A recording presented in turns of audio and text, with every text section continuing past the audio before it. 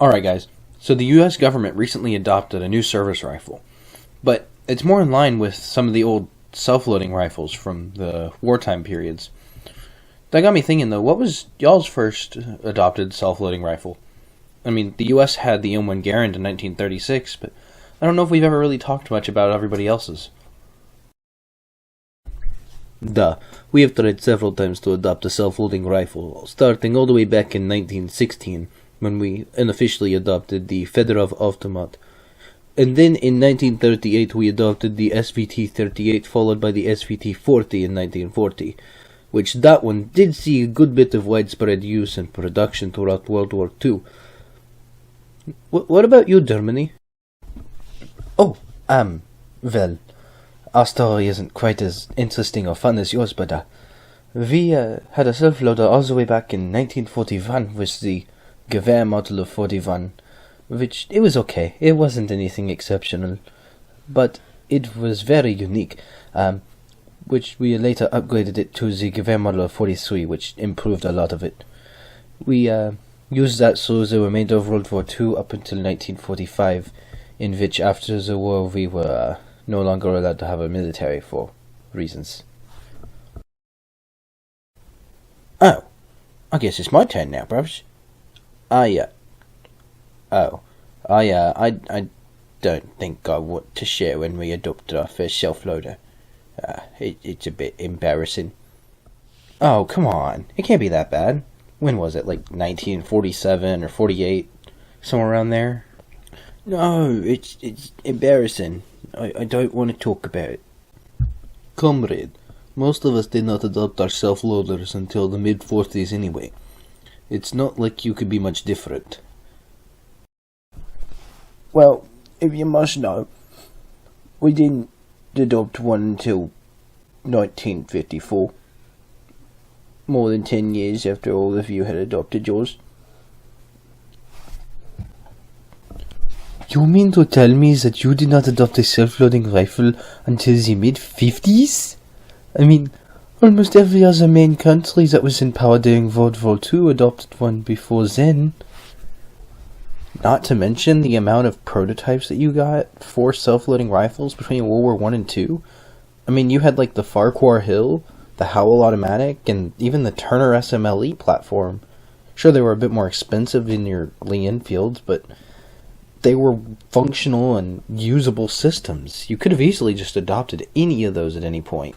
Well, yeah, but those were all expensive and clunky and unrefined, and we didn't want to put the money into it to make a successful investment. Ha, mon amis. Are you all talking about your first successful self-loading rifles? Yeah.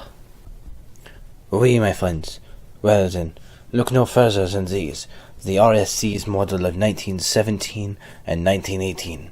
These were the French fighting rifles from World War I and going all the way through to World War II, serving from 1917 till 1946, and still seeing some limited production after that. These were the rifle of the French for years.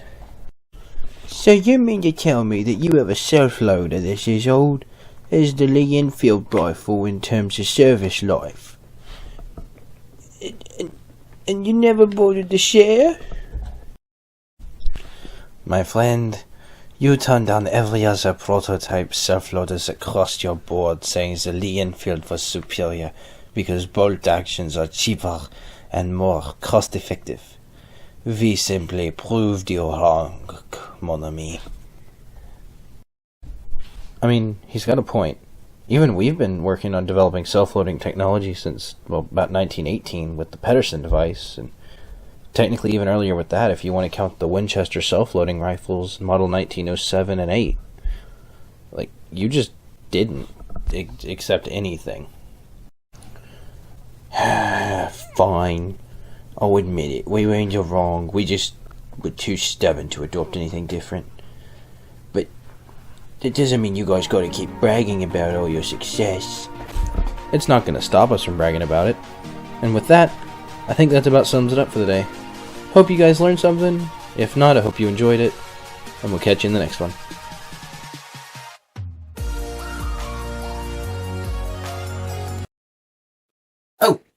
Hey guys, editing room Jack here. So I wanted to clear a couple things up before y'all click off the video. There were a few things mentioned in the video that were a little bit wrong. I made this video a good while ago as a project, and I finally decided to finish, clean it up a little bit, and then upload it to YouTube. There's a couple of things I got wrong. I did fix a few of them. There's a scene where I give a little context bar talking about the Lee Enfield versus the RSC service life, and the dates are a little bit wrong in that one. The RSC started development in 1918 and served all the way through in limited use until about 1949. The Lee Enfield started development in 1898, sorry, and saw use all the way through until the 50s when the L1A1 was developed. Then in the American segment, when America was talking about self-loading rifles, I brought up the Winchester Model 1907. The other one that I was trying to bring up was the Remington Model 5. I said the Winchester 1905. I did put that in the video as well. A little bit of clerical errors. And also another thing is, for context as to why the British never adopted a self-loading rifle, the actual history behind it. I know I kind of just made it a little bit more comedic and just started making fun of Britain halfway through. But Britain did not adopt a self-loading rifle because they had the Bren during World War II. They started production of the Bren in the 1930s, I think 1933 or something like that. And then the Bren mags the Brens blew through ammunition like crazy. They had a ridiculous cyclic rate, and they had 30-round mags. They just blew through all their ammunition like crazy. So Lee Enfield, or the riflemen that were using Lee Enfields at the time, ended up bringing in extra ammunition and extra Bren mags, and they were expected to carry a bunch of ammunition for the Bren, and then enough ammunition to reload both of their Bren mags twice. Every soldier had 2 Bren mags, and then enough ammunition to reload both of them twice, and then 50 rounds for their rifle in their official kit. So there was no need, at least at the time, for in the British's eyes, the British saw no need to adopt a self-loading rifle simply because their doctrine focused around using the Lee Enfield as the service rifle, and then they would rearm their machine gunners as the fight continued. Now, again, this is not a dog on the British. I just use this video as like a fun little history video. In fact, I love British firearms. I love the Lee Enfield. Heck, I have a Lee Enfield. Number 1 Mark III, dated 1907, showing clear for the camera. Alright, and I love this rifle. I put a lot of ammunition through this rifle. It's probably one of my favorite rifles I own to date. And so, no hate on British small arms development. I love their guns. I love antique British guns, except for the L85. The L85 sucks. I don't care what anyone says. Anyway, just thought I'd give a little bit of context as to what's going on in the context of the British Army and why they never adopted a self-loading rifle, despite getting dozens and dozens of prototype self-loading rifles between World War I and World War II. I hope that clears things up for you. I am Editing Room Jack, and I will see y'all in the next one. Later.